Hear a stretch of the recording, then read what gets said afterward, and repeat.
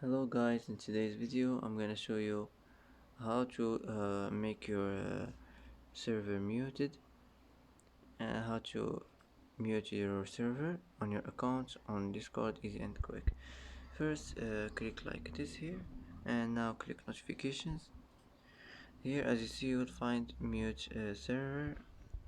That's it. Here you can choose any option here, and that's it. It will be muted, and that's it for today. And that's it for today's video. If you like this video, don't forget to like and don't forget to subscribe.